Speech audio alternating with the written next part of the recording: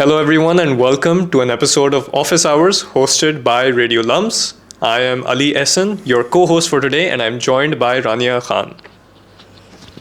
Thank you, Ali.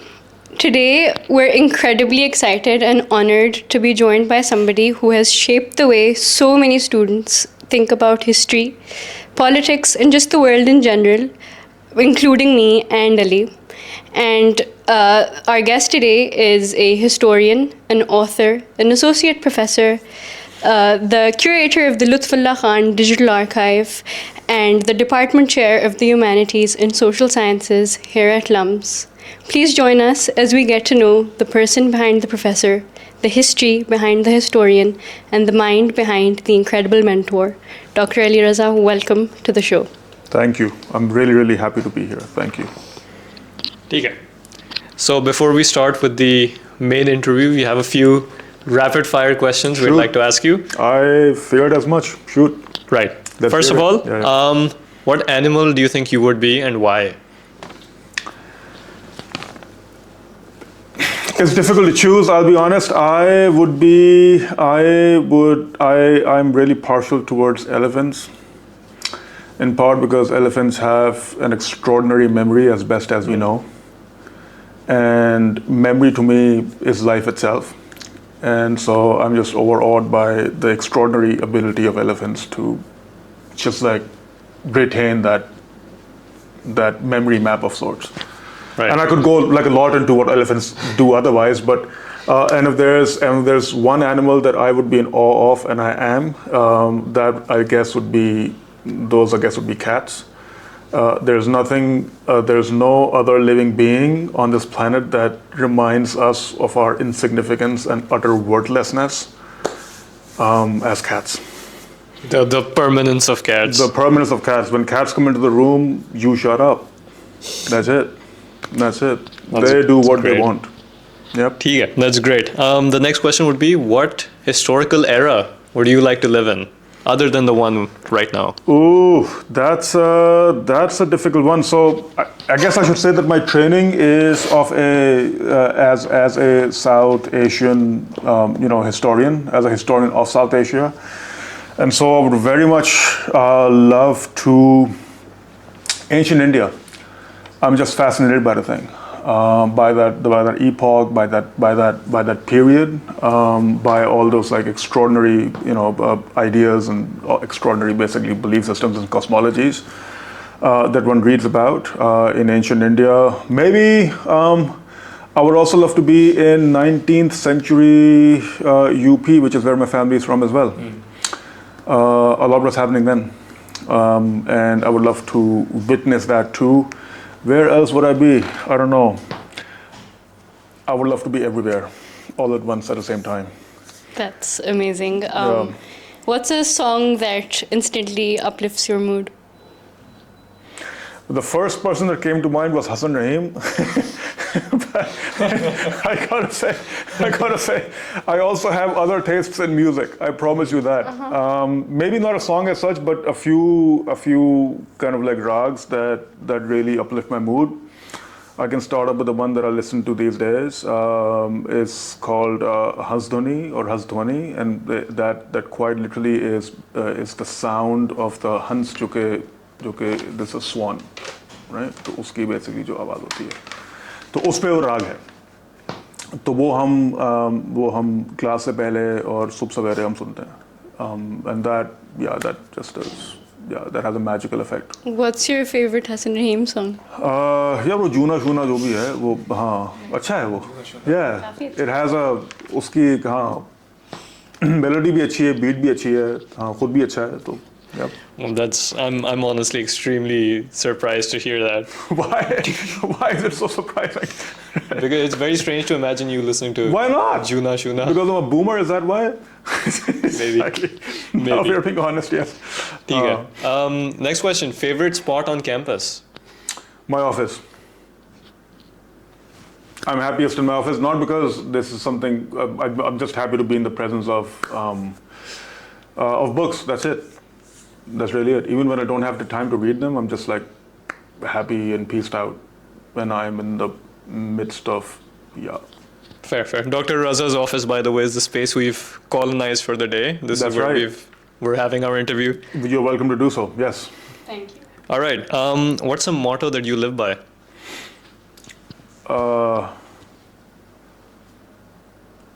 I can't think of one from the top of my head, in part because I also feel that mottos are those bumper sticker, basically ways of living your life.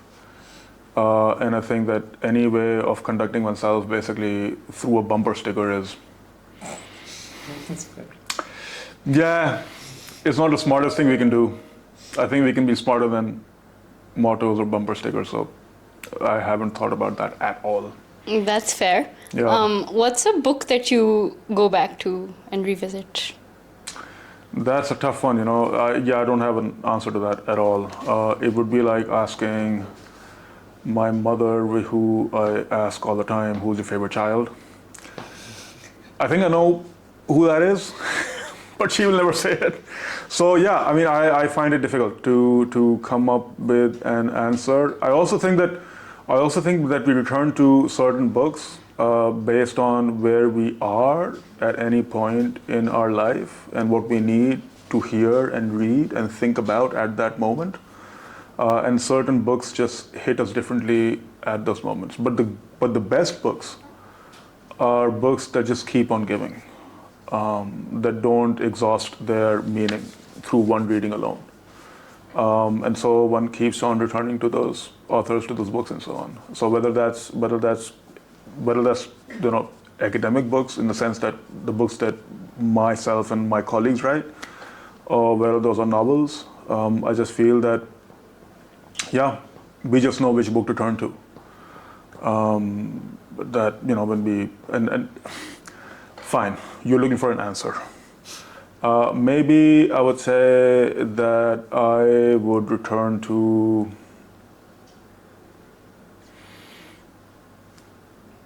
I don't know, man. There's just so much. That's fine. There's just so much. Would you have an I struggle answer with to what your comfort film is?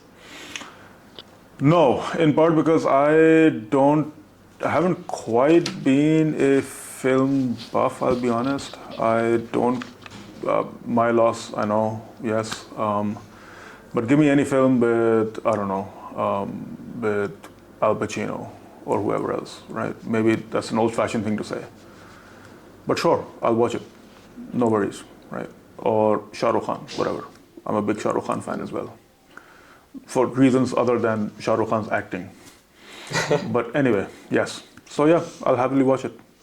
That's great. Al Pacino and Shah Rukh Khan, those are the... Why not? That's great. Exactly. That's great. But can I just say about Shah Rukh Khan, sorry, on that note, I'm just like blown away by the amount of detail and attention he devotes to his craft. And maybe that's me just listening to a few interviews of Shah Rukh Khan and just being like really like bowled over by them. So yeah, I'll watch it. Actor to magar Amir Khan hai. I would agree. I would agree. Yeah, saab baat hai. I would agree. Yeah. Okay, so that's it for the rapid fire round. We'll now be moving on to the main discussion. I think before we do that, we'll continue on that tangent we had about this being the first episode that's filmed in the professor's actual office hours. This is what the students see when they come in for office hours. Yes. What me and Rania have seen when we've come in for office hours. A mess. It's been cleaner. A colorful mess. It's been cleaner. Yes, exactly. But exactly. Rania is now going to ask you something about your office. Yes, I would love to know. Is there a specific item that your favorite belonging that you have in this office? Gandhi ji. He's right up there. Nice. And yeah, I am just deeply fond of this figure, in part because I also am fond of Gandhi and Gandhi's thought. Maybe not a popular thing to say in Pakistan, but as I said, my first love is South Asia. My first love is a subcontinent. I am a historian of modern South Asia by training as well. And I've just spent a lot of time thinking alongside these key thinkers in modern South Asia, and that obviously includes Mohandas Karamchand Gandhi. And so Gandhi in that sense is this figure who looks over this entire kind of office, and I just love that. And it's also something I cherish. Why? Because a very dear friend of mine gifted this to me on my birthday. So yeah, it just has many meanings. And also, I would say, not to sound like a nerd now, well, I am a nerd, but I would say also a reminder of a shared history that cuts across national boundaries that we are all too quick to forget and pretend as if it was never there. And so whether it's Gandhiji or whether those are other like symbols of what allegedly belongs on the other side of the border, I just cherish those the most. It reminds me of our shared lineage, our shared history, our shared blood. And I make no apologies about that. I love that. I think that's Yep. a beautiful answer. Now we want to get real, and with that I Get mean real. that I'm gonna dive deep in, Deep in, and so everything has a history, Yes. and Everything so, has a history, as we've been saying ad nauseum. Absolutely. Yep. And so I want to know what the history behind you choosing history was, and if there was a specific moment or a series of moments that led you to that, because we found out that Professor is a CS undergrad, That's right. and so yeah. There's no great mystery, to be honest. There's no eureka moment. It's just that it is the thing that I thought that I could possibly do because I was so bad at what I initially majored in, computer science. Like, there was literally no scope of anything happening, like literally, other than a miracle. But so I knew from my very first semester that this is not something that I would possibly want to pursue. क्यों किया मैंने उसकी बड़ी सारा सी वजह है, चूँकि मैं अहमक था और कोई इसमें गहरी बात नहीं है. I was stupid, and we do stupid things. That's okay. And since then, I wouldn't change anything about it because I think it still taught me a way to think. But I would not like urge that onto anyone else because I think that life is too short to be miserable, as is college. And so I would love for people to do what they love. And so I never did history in college. I've never done history properly as such. It's just something that I used to kind of like just consume avidly on the side. वो जो भी हाथ लग गया basically पढ़ डाला, कुछ भी लग गया, right? कोई तरतीब कोई इसमें कुछ नहीं, बस जो भी शौक हुआ पढ़ लिया. And that was basically it. That's basically it, and nothing else. And history just turned out to be the thing that I figured that I could pursue in my master's, in my PhD, without like totally like being really sucky at it. And it just became a default-ish option. But also, I have to say that I now realize this more vividly than I used to at the time, than I realized at the time. But I really think that there's no grander story than history. Maybe that's me. That is me, of course. But I cannot think of a more greater, grander, more complex, more fascinating story than history itself. And so give me that any day. And I mean like any history, doesn't matter. Right? It just like endlessly fascinates me. So yeah, there's that little nerd in me that just continually likes to read about anything and everything that is in the past. And yeah, I just hope that I can keep that up. That is it's a really insightful answer as to the history of you choosing history. Yeah, it's just that, and the other thing was that the meeting someone who just told me that, you know what, you can actually maybe make a career in this. Like, I had no idea what that career might be. I was like, fine, whatever. At least this gives me a way out. And so I just applied for my master's in history. And the rest, as they say, is history. Yep. I think continuing about what you said of life being too short to do something which makes you miserable, and then you choosing history as something else to do. I was wondering what you thought about, and this isn't just limited to history, but the stigma surrounding humanities as a whole, right? Given all of the issues of the world, given all of the more pressing things people are dealing with, what you would say to the criticism that, to use the C.S. Lewis's expression that studying history or studying the humanities is like fiddling while Rome burns, C.S. Lewis said that? He said that. Whatever. Look, I mean, that's we get to hear that all the time, right? That's part of our initial pitch anyway when it comes to our orientations, which you were a part of. And our submission always is that, look, this may quite well be the most critical thing that we study. Not to make a distinction between disciplines, but actually, you know what? I'll do that. So there are some disciplines, right, that basically train us to be professionals, that train us equip us with certain skills, that then direct us in certain fields and certain employments and so on, jobs rather. The humanities by and large is, I would just say, is the way by which we become. This may sound very pretentious. I'll say it. They make us be more human. And the reason why I say that is because humanities, as one of the thinkers that I teach in my other courses, I mean, humanities is to study the humanities, is to study the predicament of the other with sympathy. And I think that is a fundamental orientation that basically that all of us quite literally ought to have, which is to say that what does it mean to share the world with others in sympathy with each other.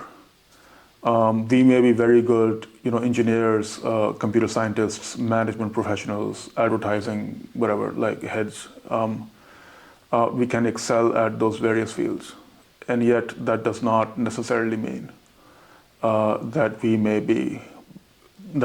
learn how to share the world, our society, and each other, with each other. And I can't think of any more important orientation than that. Does one necessarily have to get a degree in the humanities to be that person? Of course not. And which is why the humanities for me doesn't just stop at our undergraduate level or at the postgraduate level. It doesn't stop at the university either. In fact, it doesn't even begin at the university either. मेरी तो गुजारिश हमेशा यही होती है कि आप चाहे से जो भी कुछ कीजिए, मगर अदब, फ़लसफ़े और तारीख़ से तो रब्त रहना चाहिए. इसके बिना तो हम नहीं कुछ कर सकते, साफ बात है. And I think that if there's some value in the humanities, I think it is precisely that. And I will not make a case for what the humanities can do when it comes to your job prospects, the skills you take out on the job market. There's that case to be made too. I feel we make that all too often. We make that in your orientations. I can speak about that as well. But you know what? I don't really care about that either. I think you'll be fine no matter what you do. But I cannot think of anything that is more important to be with, to absorb, to reflect upon, than literature, history, philosophy, anthropology, and all the rest, because that is precisely what allows us to think in more expansive terms about the world that we live in, the world that we share, and what it might mean to share the world, and what ultimately might it mean to actually be in the world. I just think that there's nothing more important than that. That's great. So, if I was to put it in bumper sticker form, it is seeing the other with sympathy is what it teaches. Yes, the predicament of the other, right, with sympathy. Yes, absolutely. I think that pretty much sums it all up. Yeah. So that's great. Also, I'd like to clarify, C.S. Lewis was defending the humanities from people saying that it was like... Oh, in that sense. I was like, what? He said that he was defending people from it. Okay. Got it. I think the message and the crux of what you've just said is very, very important for everybody to hear. And with that, I think I want to ask you how exactly you as a man in Pakistan navigated your way through the social sciences, because there's such a stigma attached to especially men choosing the social sciences instead of, the pure sciences or law, for example. And so... I, to be honest, wouldn't take that stigma too seriously. I mean, men can do whatever they want in Pakistan. Sure, I mean, people might say, अच्छा ये तो सुनना पड़ा हमें कि जी के ये तो कोई serious subject नहीं है, ये तो whatever लड़कियां करती हैं. लड़कियां obviously was always meant in a pejorative way. But whatever. I mean, one doesn't need to take that seriously. I, to be honest, never took that seriously either. And to be honest, maybe I had the comfort of not taking it seriously. Why? Because it doesn't really matter what you do as a man in Pakistan. You're okay. You're fine. As long as you're recognized as a man, right? That's a different issue. But if you're recognized as a man, you can literally get away with anything. And so even if people talk about it, that's fine. Whatever, doesn't matter. I think the stigma actually is is more serious and has more serious consequences, if you will. Obviously, when it comes to women, given the society that Pakistan is. And there, of course, there's more of a tendency to bracket women in terms of those soft subjects, whatever that means, right? Mm-hmm. That typically mean the humanities. And then the boys do the serious subjects. Yeah, that's just whatever. The less time spent on that, the better. I think whatevering your way through life is... Yeah, I mean, it's just like, one cannot take... It's difficult to take all criticisms, all oppositions seriously. One also has to decide what to expend energy on. And there are some criticisms, there are some basically ideas that, I don't think we should be spending too much time thinking about them, even though they do have real consequences, that's true. But I also think that they are an enormous drain on energy and resources. And I would much rather basically divert and devote my energy to other things that matter. I think that's great. I think, so choosing history, we've covered that. We've covered why you chose history exactly. And I think that was a beautiful answer given. And so while with choosing history also came choosing academia. Yes. And I want to know what the thought process was behind choosing academia and why it was just academia. Yeah. I gotta say, you guys are really generous because from your question, I'm getting the sense that you think that my life is planned. Or that I'm a very organized person. I'm really not. It was by default, I mean, there are not many options left after you do a PhD in history. That's just the honest truth. Those other possibilities might exist when it comes to other fields. Like, for example, environmental studies, one can join the academy, or one can also be part of some other kind of like organization, like, I don't know, United Nations Environmental, whatever, protection, something. One can join an NGO, whatever. One can be part of some company. So those options don't quite exist. For those of us who are interested in the pursuit of humanistic inquiry, history is one of those, philosophy too. I would also add literature to the mix. And so in that sense, the academy tends to be the default option. And so that was just a default option.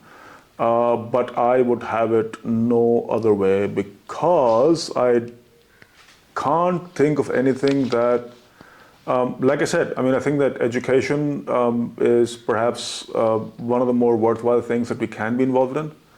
And so, which is why the academy, for all of its faults, for all of its warts, for all of its like ills and shortcomings, is still, I think, the space where one can then think in more adventurous ways, in ways that are not always possible outside of these walls. And so, whatever it is that we train our students in, I hope they ultimately walk away with basically.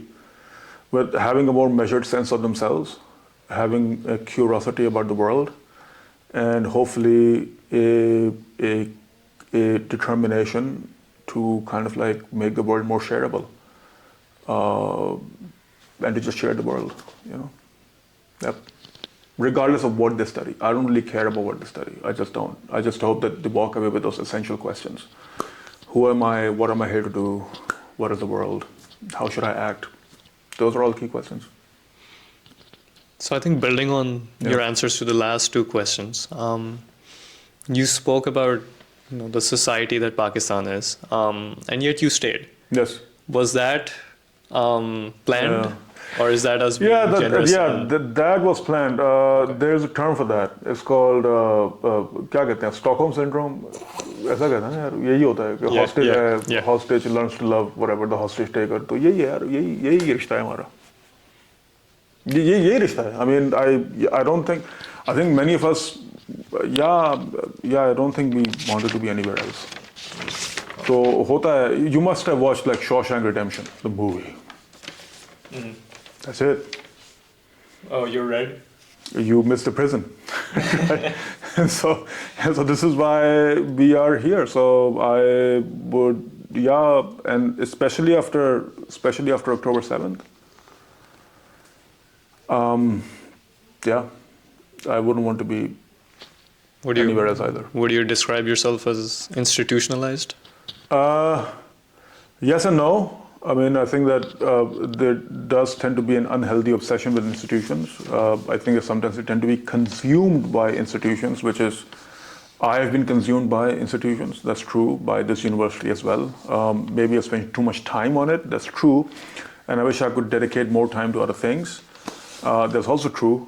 But I also think, that said, that for all of our criticism of institutions, I think institutions are the only thing that outlast us. Ideas outlast us, institutions outlast us. And so it's important to also think about, life after one's own life. And that's the only way that things live on, through ideas, through institutions that we create. And I cannot think of anything more, alongside other things, it's difficult for me to think of a more worthwhile thing to do than to build an institution, than to continue building an institution that is not just basically trying to deliver an excellent education, but is also an institution that is based on care, compassion, trust, and a willingness to basically, again, and a determination rather, to produce or to train students who hopefully go on to make the world again a more shareable place. I cannot put it more simply than that. Yeah. So we've just spoken about you staying in Pakistan and you working here, and we've spoken about what your work and what that involves. And we hear that you're working on a new book on fascism and paramilitary violence. And so what I'm interested in knowing is if this work, if at all, is going to connect with any of your previous works, including Revolutionary Pasts, and if Walter Benjamin, for example, would inspire you here as well, and and how you're going to be engaging with this, and what readers should be looking forward to. This book, thank you for asking that.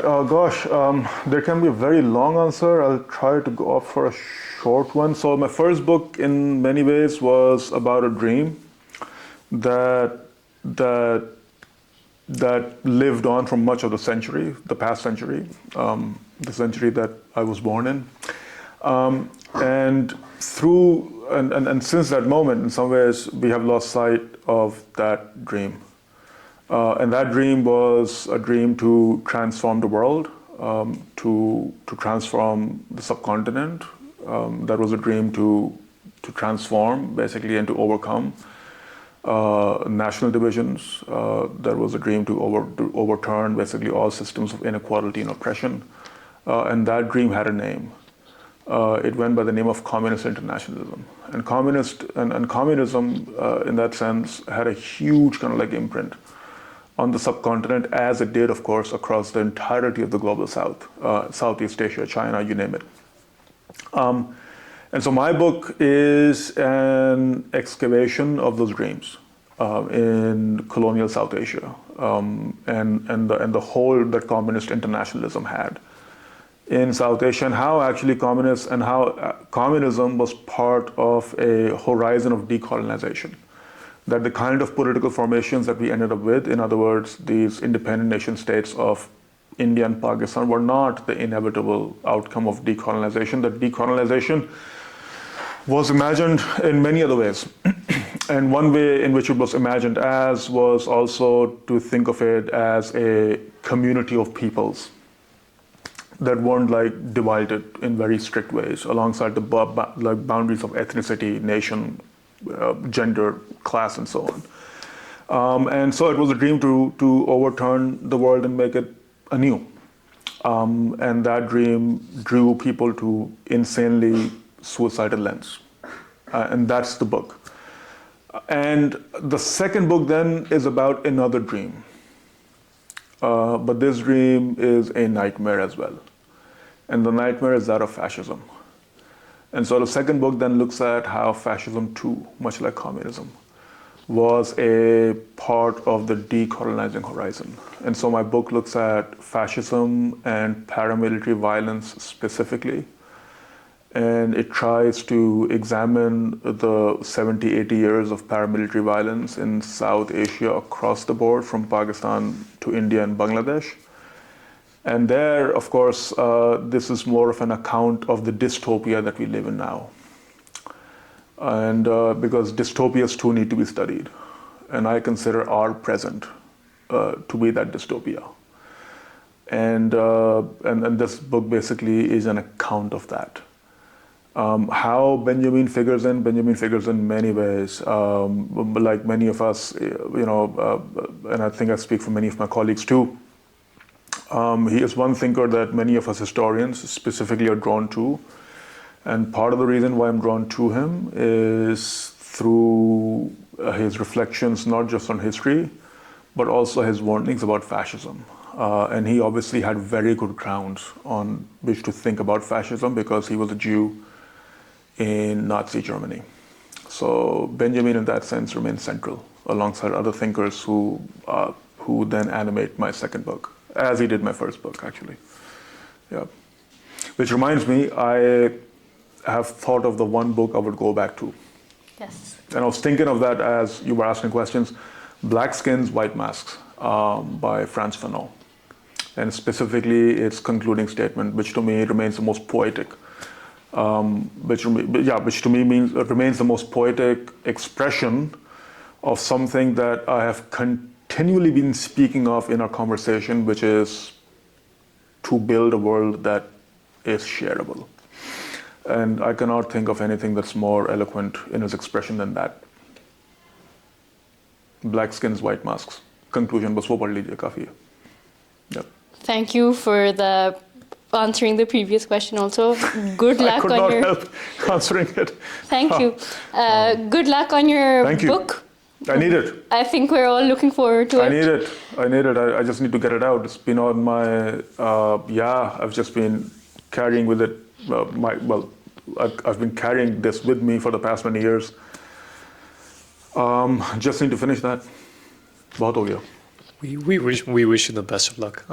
So we've spoken about your book projects. You have another project, the Lutfullah Khan Digital Archive.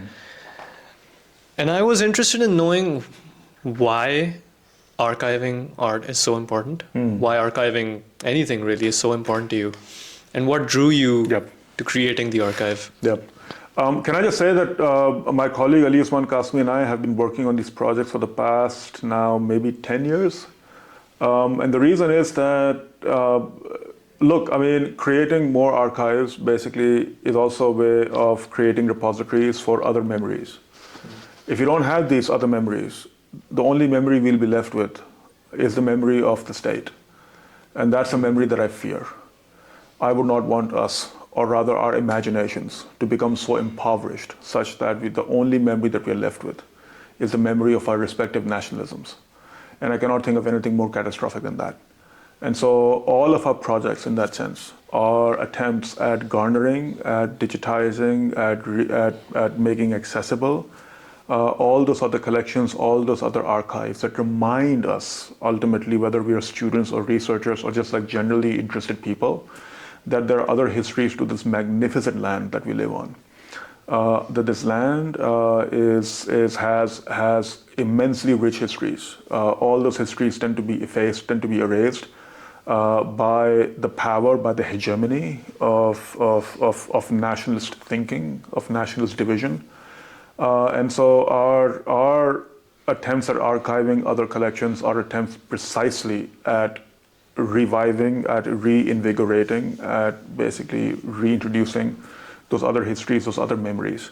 And so the Lutfullah Khan project, in that sense, is that huge project that we've taken on, that does this in the most powerful way that I can imagine, which is through its focus on art, on music, on literature, and so on.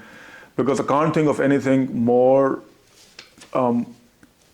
both powerful but also moving and evocative that reminds us that actually that all these boundaries that we make are transitory. That art in that sense transcends boundaries. That's a cliche, yes, bumper sticker, right? We're talking about, but that's a bumper sticker I believe in. Art can, even though art is often used also for nationalistic purposes, but the art that I'm thinking of, there's also an art of genocide, by the way. Genocide also has an art. But the art that I'm thinking of is an art that then overcomes and speaks against and resists boundaries and boundary making. And so our collection encompasses more than 800 musicians, of all varieties. It has extraordinary interviews of virtually all major intellectuals and thinkers that I can think of in India and Pakistan, especially Pakistan. And in that sense, it is a repository and a very rich repository, if I may add, of Pakistan's extraordinary, and not just Pakistan, but South Asia's extraordinary cultural and intellectual and artistic and musical and civilizational heritage. And Ali Qasmi and myself are really excited to see that basically being shared again with the world, with interested audiences, with the hope again that we can revive all those pasts that are otherwise then suffocated under nationalist thinking and nationalist memory. So archiving, thinking of the elephant now, thinking of the elephant now, archiving is also a way of opening up those other registers of memory that remind us that this present that we share, which is dystopian in my view, is not the only present that was available to us, that there were always other options and there can be other options. And archiving is a way of reminding us of that. Again, I think that's a perfect way of putting it. And also, I think the work that you guys are doing is so powerful and so impactful. I think everybody should be checking it out. Thank you. Please check it out. Yeah. Please check it out. Yes, please check it out. Speaking of the Lutfullah Digital Archive, speaking of LUMS, I really want to know where your journey with LUMS began. And since it's been so long, we're interested in knowing how you have seen the place evolve, not just in terms of its culture, but also its students. I began my journey as a student, and I have to say I would not have made the cut if I was that student now, because all of you are ridiculously overaccomplished. My God, it's ridiculous. It's insane. You're the people who I used to dislike. Because my family always, usko dekho, wo kitna acha kar raha hai. To aap log wo the. So it's a very different place. Admittedly, there was a long time back, too long in fact, for me to admit on camera, too long. And it's now a very different institution in the sense that I do not sometimes recognize it, even in terms of its physical layout. The LUMS that I went to had a lot of empty space as well. So quite literally from the built environment to what we teach, I think is a transformed institution. And it has transformed both in amazing ways, but also in ways that kind of makes me yearn for the old as well. We were very small batches. You guys obviously are massive, and you split up between these 4 or 5 schools that you have. And I really miss that common educational experience that we had that I feel you don't. And I would very much like to see that changed as well. So we are working on a university core curriculum that we feel ought to introduce students, not just to a common educational experience, regardless of which school they're admitted into, but an educational journey that introduces them to some of those key questions that we would like them to think about. What is the world? Why is the world the way it is? What else can the world be? I can't think of any more central questions than that.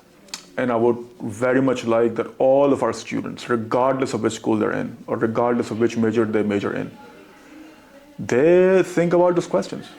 which I think are the most important questions for us to think about, especially given where we are, man. Especially given the scale of the crises that surrounds us. I cannot think of more important things to think about. Okay, that's very insightful. I think we'll ask you about how long ago it was that you were a student after the interview. You will still, yeah, you still won't get an answer. So it's been too long, man. It's been way too long, my God, yes. You spoke about a university core. I, for one, would really enjoy a history 1 to 4 university core for everyone. But I wanted to focus on your experience as a professor now. Yeah, sorry, that was part of your question that I forgot to answer. Yeah. It's fine. But so you've been teaching for a while as well. And we were wondering what your favorite thing was about being a professor. Changed, obviously, from being a student here to now teaching. Well, I have to say, like, yeah, engaging with you lot, like really, that remains the highlight of teaching, and I suspect that is something that you will hear from many of our colleagues. That literally there's nothing else that makes this joyful than that, which is to engage with all of you. So, but beyond that, it's also I just enjoy reading alongside all of you, and I keep returning to the same, obviously because we end up repeating courses as well, but we never return to our courses in the same way, and that's always a reminder again of what I spoke about earlier, which is to say that great books generally, they don't exhaust their meaning on the first read, that one keeps going back to them, right, for solace, for refuge, for inspiration, for some kind of like, jisko kehte hain ilham tari hota hai. So in that sense, teaching keeps us doing that. And there's nothing more that I would like to do that I hope and wish and pray for than to continue learning and learning more and more. And I just feel that in that sense, this job comes with that great blessing, that greatest blessing of all, which is to just like read in sincerity and with openness, with integrity and so on. Yep.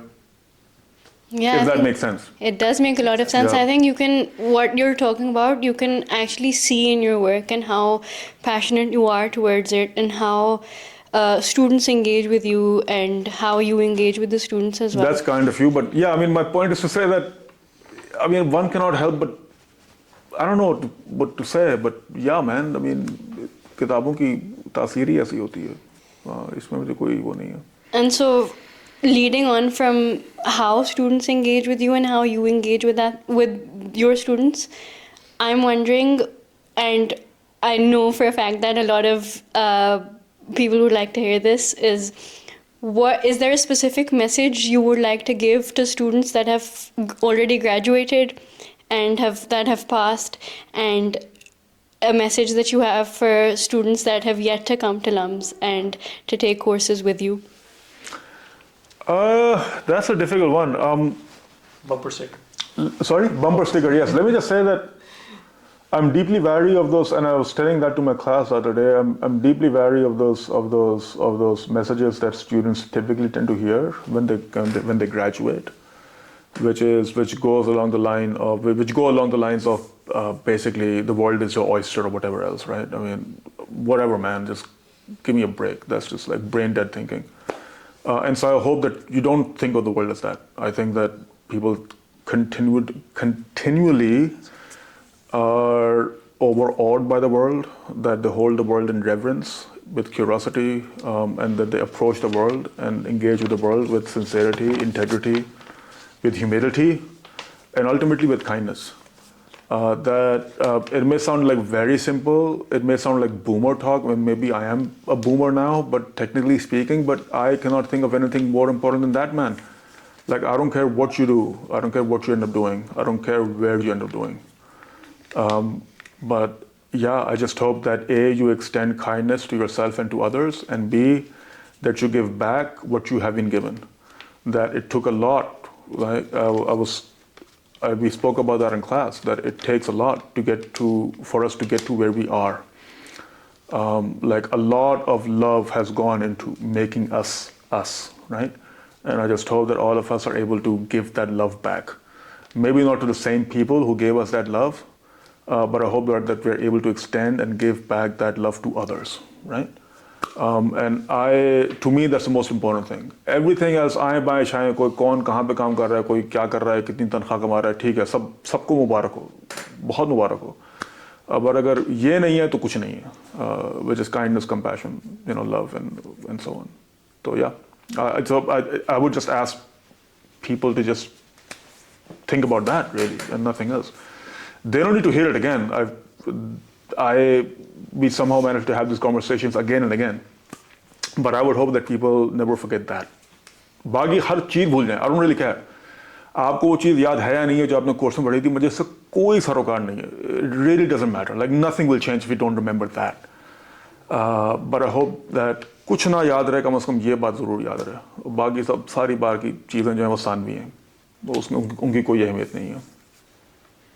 I think that's very, very important and something I deeply believe in as well. I'm now going to ask you the most important question that Ali and I have had, and I think it's going to be important for you as well. ये ज़्यादा अब क्या कुछ आने वाला है, बताइए. आने वाला है. I want to know, and Ali wants to know, what does Dr. Ali Raza say?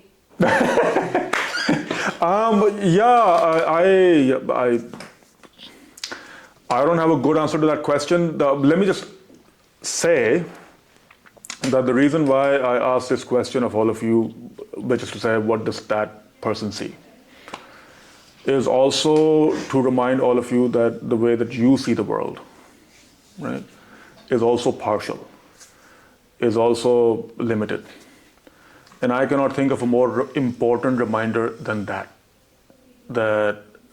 all of the ways in which we see the world ultimately are limited, are partial, because I'm deeply wary of any claims that claim to see the world in its entirety, because those claims are also totalitarian, those claims are also absolute, those claims also make no space for other ways of seeing the world.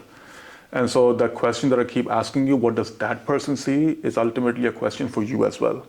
That what is it that you see now, and what is it that you might not see? In fact, it didn't come up in this class, but I keep telling this to my other classes, is that there's a prophetic prayer that I am deeply, deeply moved by.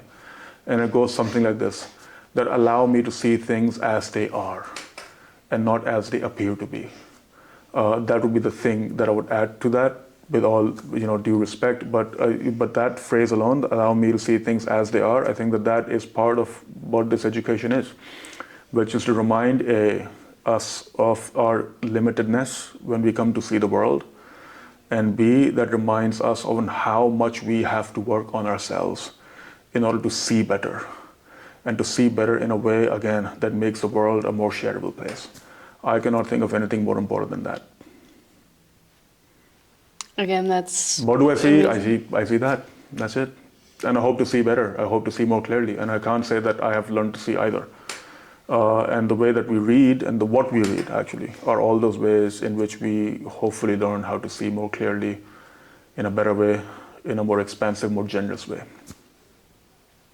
Thank you for that.